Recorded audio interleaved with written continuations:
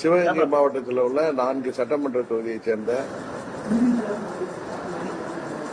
ஒன்றிய செயலாளர்கள், நகர செயலாளர்கள், மாவட்ட நிர்வாகிகள், பகுதி செயலாளர்கள், பேரூராட்சி செயலாளர்களை முதல் கட்டமா இன்றைக்கு தொகுதி வாரியா சந்தித்து கட்சி அமைப்பு தேர்தல் சம்பந்தமான உரையாடல்கள் எல்லாம் இருக்கு. அதை தொடர்ந்து அடுத்த தேர்தலுக்கு தயாராவது பற்றி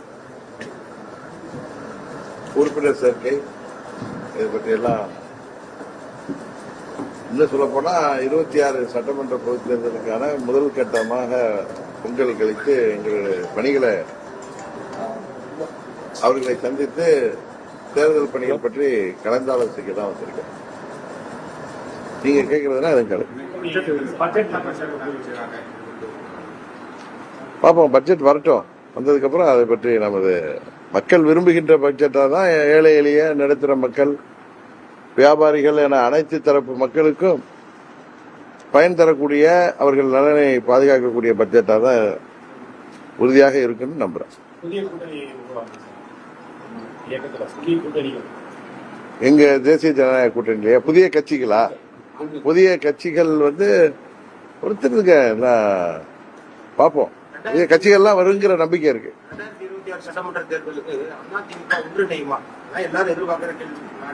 நாங்க அம்மா மக்கள் முன்னேற்ற கழகங்க. அம்மாவின் தொண்டர்கள்லாம் ஒன்றிணைங்கிறது அம்மாவின் உண்மையான தொண்டர்கள் அனைவரின் விருப்பம். நீங்க சொன்ன மாதிரி நாடே எதிர்பார்க்கிறது நடக்கும் என்று நம்புகிறேன். ஒரு சிலர் சுயநலவாதிகள் அதற்கு தடையாக இருக்கிறார்கள். அதெல்லாம் தடைகள் எல்லாம் அம்மாவின் தொண்டர்கள் தகர்த்தெறிவார்கள் நம்புறேன். ஏன்னா அது எங்க தொண்டர்கள் தான் முடிவு செய்யணும். அம்மாவின் தொண்டர்கள் எல்லாம் ஓர் அணியில திரளணுங்கிறது தான் ஒன்று. அவங்க கேட்டது அதிமுக ஒன்றிணையமானு. நான் முதல்ல ஆரம்பிக்கிறப்ப நாங்க அம்மா மக்கள் முன்னேற்ற கழகம் சொன்னேன். அம்மாவின் தொண்டர்கள் அனைவரும் ஒன்றிணையணும், ஓர் அணியில் திரளணுங்கிறது எல்லாருடைய விருப்பம்.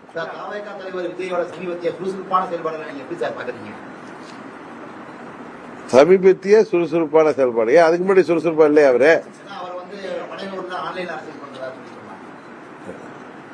ஒவ்வொருத்தருக்கும் ஒரு பாணி இருக்கும், அதை அவர் பாணியில் செய்யறாரு. அப்படிதான் அதை பார்க்கணும். அது அவருடைய கருத்து. அதுக்கு திருமாவளவன் தான் பதில் சொல்லணும், திரு விஜய் தான் பதில் சொல்லணும். சென்னையில இருந்து ஈசிஆர்ல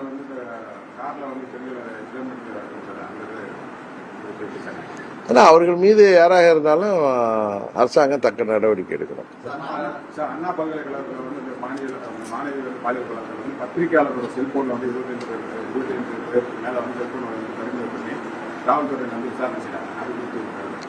என்னன்னு தெரியல, என்ன அடிப்படையில் அவங்க விசாரிக்கிறாங்கன்னு எனக்கு தெரியாம நான் எப்படி கருத்து சொல்ல முடியும். ஏன்னா ஒரு விசாரணைன்னு வர்றப்ப யாருடைய செல்போனையும் வாங்கி விசாரிக்கிறது இயல்பு தானே.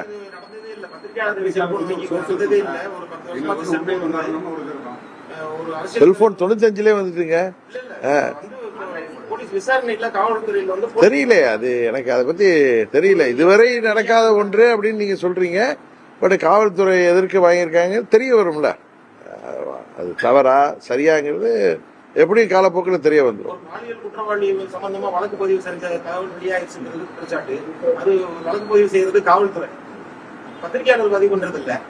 அந்த சம்பந்தமா அதை எடுத்து விசாரிக்கிறாங்களா?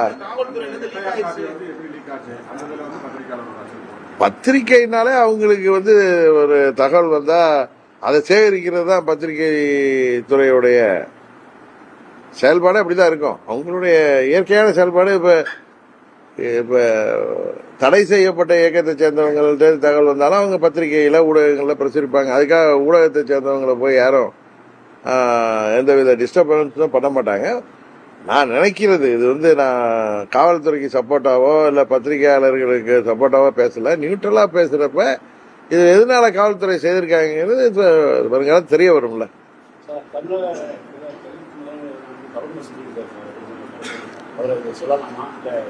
இல்ல அவரு அரசியல் பேச வேணான்னு எல்லாரும் சொல்றாங்க. பட் ஒரு இந்தியாவின் குடிமகனா அவர் பேசுறது எந்த சமுதாயத்தை சேர்ந்தவர், எந்த மதத்தை சேர்ந்தவரும் இந்தியாவில தமிழ்நாட்டில் தலைமை பதவிக்கு வர முடியும். அதுதான் ஜனநாயக நாடு. மாநில கட்சியோட ஒருங்கிணைப்பாளர் சீமான் சமீபத்துடைய வேலை பேச்சுகளும் சரி, விமர்சனத்துக்கும் சரி, கடுமையான விமர்சனத்துக்குள்ளாது. கட்சி தலைவராக இருந்துட்டு அவர் பேசுறது அடிப்படையில சரியா சார்? இல்ல முன்னெல்லாம் அவர் கோபத்துல பேசுறாரோ, அவரு மற்றவங்களை மதிக்காம பேசுறாரோன்னு நான் நீங்க இங்க வந்திருந்தப்ப கேட்டப்பே நான் சொல்லியிருக்கேன். இப்ப பார்த்தா அவர் அடிப்படையே தவறா தெரியுது. அவருடைய அடிப்படையே, அதுவும் மாபெரும் விடுதலை இயக்கமான எல்டிடிய, அந்த இயக்கம் உங்களுக்கு தெரியும், தமிழ்நாட்டில் அன்றைக்கு இலங்கையில வாழ்கிற தமிழர்கள் அவர்கள் அங்க வாழ்கிற சிங்களவர்களுக்கு சமமான அதே சுதந்திரமா இருக்கணுங்கிறதுக்காக பல்வேறு தலைவர்கள் போராடினாங்க. அதுல பிரபாகரன் குறிப்பிடத்தக்கவர். அதுக்கு தமிழ்நாட்டில் இருந்த எல்லோருமே ஆதரவாக இருந்தோம். 91 முன்னாள் பிரதமர் ராஜீவ்காந்தி அவர்களின் மரணத்திற்கு பிறகு அதுல சில மாற்றங்கள் வந்தது. இருந்தாலும் அந்த மாவீரர்களை எல்டிடிங்கிறவங்க அவங்க ஒரு சுதந்திர போராட்ட வீரர்களாக தான் தமிழ்நாட்டு மக்கள் பார்ப்போம். அது தமிழ்நாட்டில் தடை செய்யப்பட்ட வேகமாகவும் அவங்களோட எடுத்த அந்த பாதை, வன்முறை, அந்த தீவிரவாதம் அப்படிங்கிற பாதையை நிறைய பேர் ஏற்றுக்கொள்ள வேண்டும் என்றாலும் அவர்கள் மாவீரர்கள். அந்த மாவீரர்களை தனது சுயநலத்துக்காக, சுய லாபத்துக்காக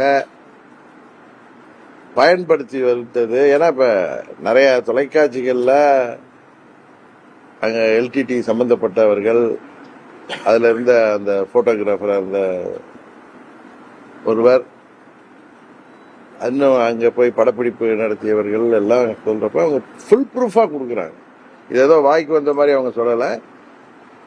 திரு சீமான் அவர்கள் அங்க ஒரு பேச்சாளராக அங்கு அழைக்கப்பட்டு அங்க நடந்தவற்றை பார்த்துவிட்டு தமிழ்நாட்டு மக்களுக்கு தெரியப்படுத்தணுங்கிற நோக்கத்துலதான் அவர் வரவழைக்கப்பட்டிருக்கார். ஆனா அவர் அதை தனது சுயலாபத்திற்காக ஏதோ பிரபாகரனே அவருக்கு பயிற்சி கொடுத்ததா எனக்கு ஒன்றும் புரியல. ஏன்னா அவர் இத்தனை நாள் அது மாதிரி பேசியிருந்தது தெரிஞ்சா நான் முன்னே அதுக்கு கேள்வி கேட்டிருப்பேன். நான் அதை பத்தி கவனிக்கல. ஒருவரை தமிழ்நாட்டிலேருந்து கூப்பிட்டு விடுதலை புலிகள் பயிற்சி கொடுக்க வேண்டிய அவசியம் என்ன? அது தலைவரே நின்றுட்டு பயிற்சி கொடுத்து என்ன இங்க தமிழ்நாட்டில் போய் எல்லாரையும் சுடுன்னு சொல்றதுக்கா? எதுக்கு அது? இல்ல தமிழ்நாட்டில் துப்பாக்கி ஏந்தி தனி தமிழ்நாடு கேட்கணும்னா பேருங்கிற அண்ணாவே தனி தமிழ்நாடுங்கிற அந்த கொள்கையை விட்டுட்டார். அது நல்லதில்லை அப்படின்னு.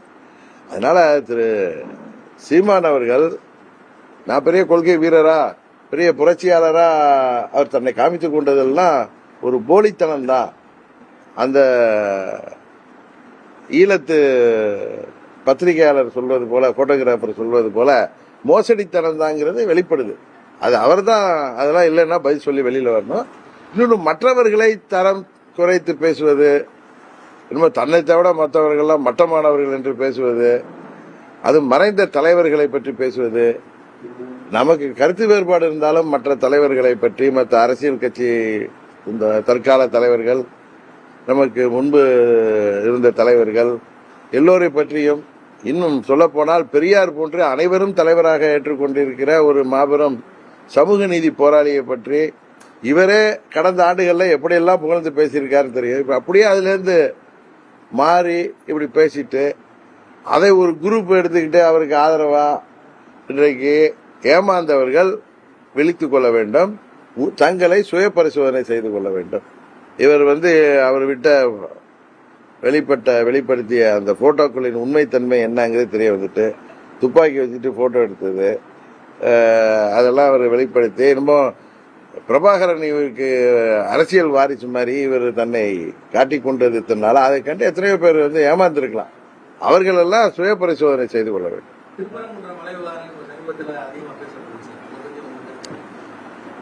அன்றைக்கு என்ன கேட்டாங்க, அதை தான் நான் இன்றைக்கு சொல்றேன். ஏற்கனவே என்ன நடைமுறை அங்க இருந்துச்சோ அது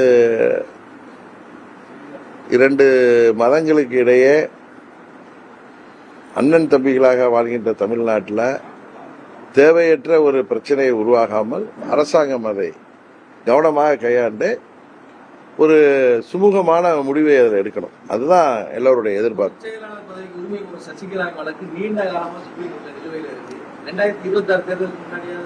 சுப்ரீம் கோர்ட்லயா?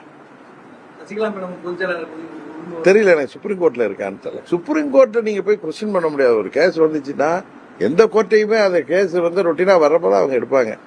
ஏதோ அவசர வழக்குன்னா நீங்க போய் கோரிக்கை வச்சா முன்னாடி எடுப்பாங்க. 2026 அமமுகவுடைய இலக்கு என்ன சார்? தீய சக்தி மக்கள் விரோத திமுக ஆட்சியை வீழ்த்தி தமிழ்நாட்டில் மக்கள் ஏற்றுக்கொள்கின்ற, மக்களுக்கு நலன் பயக்கின்ற ஒரு நல்லாட்சியை கொடுக்க வேண்டும் என்பதுதான் அம்மா மக்கள் முன்னேற்ற கழகத்தின் இலக்கு. கனிமவள கொள்ளைய வந்து கனிமவள கொள்ள போறத வந்து அரசுக்கும் மாவட்ட ஆட்சியருக்கும் அரசு நிர்வாகத்துக்கும் பார்வை கொண்டு போன சமூக ஆர்வலர் வந்து லாரி ஏற்றி படுகொலை செய்யப்பட்டிருக்காரு. அது சம்பந்தமா வருவாய் ஆய்வாளர், தாசில்தாரு, காவல்துறை ஆய்வாளர்லாம் வந்து பணியிட நீக்கம் செய்யப்பட்டிருக்காங்க. இதை நீங்க எப்படி சார் பாக்குறீங்க இந்த சம்பவம்? எங்க புதுக்கோட்டையில் திரும்ப ரொம்ப வருத்தம் அளிக்கிற சம்பவம். பொதுவாகவே இந்த ஆட்சியில நேர்மையா செயல்படுற அரசு ஊழியர்கள், அதிகாரிகள், குறிப்பா இந்த கனிம வள கொள்ளை அதை தடுக்கின்றவர்கள், அது சம்பந்தமா நடவடிக்கை எடுக்கணும்னு சொல்கின்ற அத்தனை பேருமே இன்றைக்கு அவர்களுடைய உயிர் ஆபத்துக்குள்ளாதது. நிறைய பேர் இன்றைக்கு கொலையே செய்யப்பட்டிருக்கிறாரு. இது ரொம்ப வன்மையாக கண்டிக்கத்தக்கது. இதை வந்து அரசாங்கம் இது போன்ற நிகழ்வுகள் நடக்காம இரும்பு கரம் கொண்டு அதெல்லாம் தடுக்கணும். என்னங்க வேங்கவயல்? ஆமா, இது வந்து அவங்க உண்மையான குற்றவாளிகள் வந்து திருமாவளவன் போன்றவங்க தான் சொல்றாங்க. அதாவது இப்ப மற்ற நம்ம மாதிரி எதிர்கட்சிகள் சொல்றது அரசியலுக்காக சொல்கிறோன்னு ஆளுங்கட்சி சொல்லி தவிர்த்திடலாம். பட் அவங்க கூட்டணியிலே இருக்கிற நண்பர் திருமாவளவன், கம்யூனிஸ்ட் கட்சிகள் எல்லாமே அதை கேட்கிறாங்க. அதனால அவங்களுக்கு மடியில கணம் இல்லாத பட்சத்துல சிபிஐ என்கொயரி அனுமதித்து அந்த யார் அந்த குற்றத்தை செய்திருந்தாலும் அவர்கள் தண்டிக்கப்பட வேண்டும் என்பதுதான் நியாயமா இருக்கும். நீங்க கேட்கறது கரெக்டா கேக்குறீங்க. பெண்களுக்கு சரியான கேள்வி அது. பெண்களுக்கு பாதுகாப்பே இல்லை. பெண்களுக்கு எதிரான குற்றங்கள் அதிகரிச்சுட்டே போகுது. இன்றைக்கு யாருடைய உயிருக்குமே பாதுகாப்பு இல்லை. முதல்வர் குடும்பத்தை தவிர யாருக்கும். ஏன்னா இன்றைக்கு இந்த ஆட்சியில இளைஞர்களுக்கு வேலை வாய்ப்பை உருவாக்கி தருவேன்னு சொன்னாங்க. ஆனா வந்து இன்றைக்கு கூலிப்படைகள் தான் அதிகமாக இருக்கு. போதை மருந்து பட்டி தொட்டி எல்லாம் பரவி இருக்கு. இதையெல்லாம் அவர்கள் சீரியஸா எடுத்துட்டு இருக்காங்களா என்னன்னு தெரியல இந்த ஆட்சியாளர்கள். ஏன்னா தேர்தல் நேரத்தில் ஓட்டுக்கு பணத்தை கொடுத்து வாங்கிடலான்னு நினைப்போம். கூட்டணி பலம் இருக்குங்கிற மமதையிலையும் இருக்கிற மாதிரி தெரியுது. இது இந்த முறை மக்கள் இங்க நடப்பது வந்து ஒரு காட்டாட்சி மாதிரி இருக்கு. இங்க சட்டம் ஒழுங்கு சீர்கெட்டு போயிருக்கு. இன்று இது ஒரு இதுவரை இல்லாத அளவுக்கு ஒரு மோசமான ஆட்சியை தமிழ்நாடு சந்தித்துக் கொண்டிருக்கிறது. இதற்கு தமிழ்நாட்டு மக்கள் உறுதியாக 26 சட்டமன்ற பொறுத்தவரையில் முடிவு கட்டுவார். நடந்து கொள்ளும் நிகழ்ச்சியெல்லாம் வந்து கான்ட்ரவர்சியா பேசுறதும், தமிழ்நாடு கவர்மெண்டோட மோதல் போக்கையே கொண்டு போறதும், திருவள்ளுவருக்கு காவி சாயம் பூசுறதையும், ஆளுநரா இந்த அரசியல் சட்டத்தை பகிர்ந்தவர் இப்படி நடந்துக்கிறாரு சொல்லிடுவோம். அதை பத்தி நீங்க எப்படி சார் நீங்க பாக்குறீங்க? இல்ல, ஆளுநர் வந்ததுல இருந்து அப்படிதான் பண்ணிட்டு இருக்காரு. ஆளுநரோட இது மாதிரி நடவடிக்கைகள் வந்து உண்மையாவே அவர் மாத்திக்கணும். ஏன்னா ஆளுநருங்கிறது மத்திய அரசாங்கத்தோட பிரதிநிதி. அதனால மத்திய அரசாங்கம் இப்ப கூட பாத்தீங்கன்னா மதுரையில ரிட்டாப்பட்டி போன்ற இடங்கள்ல மக்கள் விரும்பலன்னா அதை வந்து விட்ரா பண்றாங்க. இது போன்று தமிழ்நாட்டில் மக்களுக்கு தேவையான திட்டங்களை கொடுக்கிறப்ப இது மாதிரி கவர்னர் இது போன்ற செயல்பாடு அது வந்து அவர்களுக்கு அவப்பெயரை தான் உருவாக்குது. அதனால கவர்னர் செயல்பாட்டை அவர்கள் வந்து இது போன்ற தேவையில்லாத அரசியல்வாதி மாதிரி செயல்பாடை மத்திய அரசு அவருக்கு அறிவுரை வழங்கணும். மத்திய பிஜேபி அரசு வந்து நியமிச்ச அந்த ஆளுநரை திரும்ப பெறதுக்கு நீங்க ஆதரிக்கிறீங்க? அவங்க வந்து இதை மாதிரிதான் ஆளுநர் இருந்தா ஒரு ஆளுநர் இது போல தேவையற்ற சர்ச்சைக்குரிய கருத்துக்களை சொல்வதை மத்திய அரசு தடுக்க வேண்டும். அவர் அதுல சரியா வரலன்னா அவங்களுக்கு அதிகாரம் இருக்கு அவரை விட்ரா பண்றதுக்கு. அதையும் ஏன்னா அவங்க நலன்ல அதை செய்யணும்.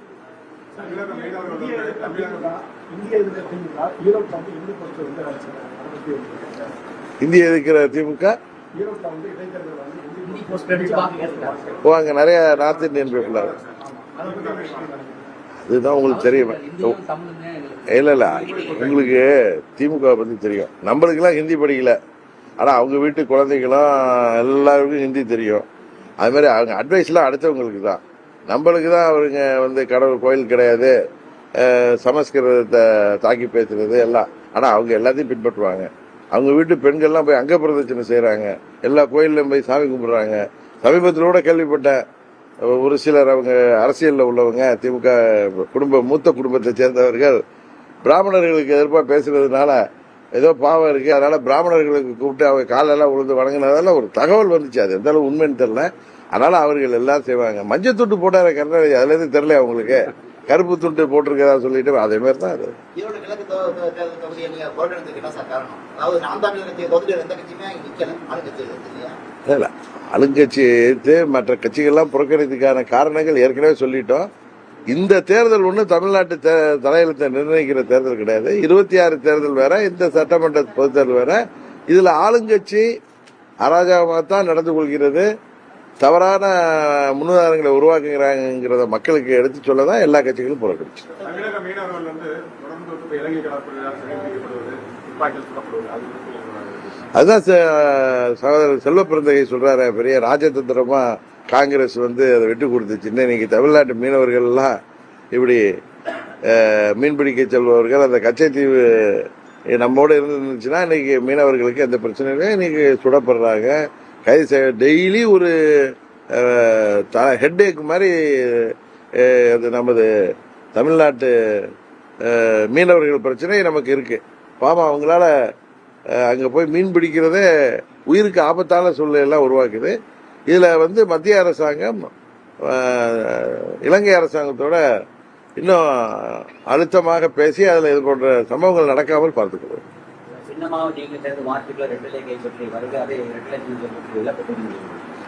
மார்ச்சுக்குள்ள ரெட்டை மரத்துல இருக்கா பார்த்து நாங்க வந்து குக்கர் சின்னத்துல போட்டுடுறோங்க. அவங்க நிலைப்பாடு என்னன்னு நீங்க அவங்களதான் கேட்க.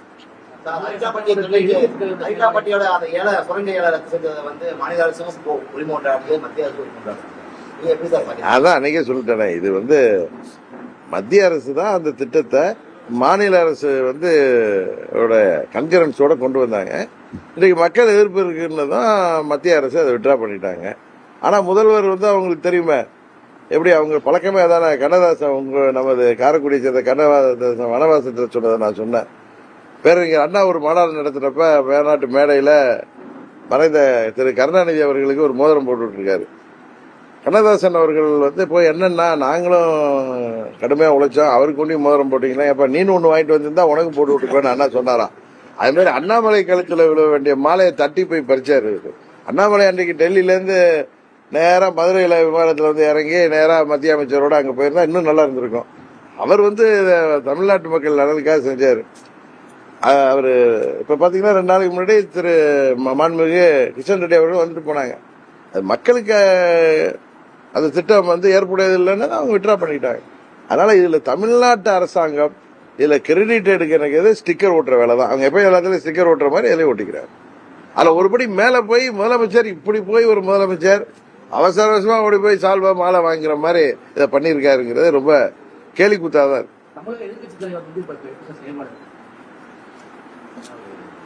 அவர்தான் இதெல்லாம் பார்த்தா டிராமால வீரபாண்டிய கட்டமா வேஷம் போட்ட மாதிரி பேசிட்டு இருக்காரு. அப்புறம் அதை வேற ரெண்டா செயல்பட முடியாது.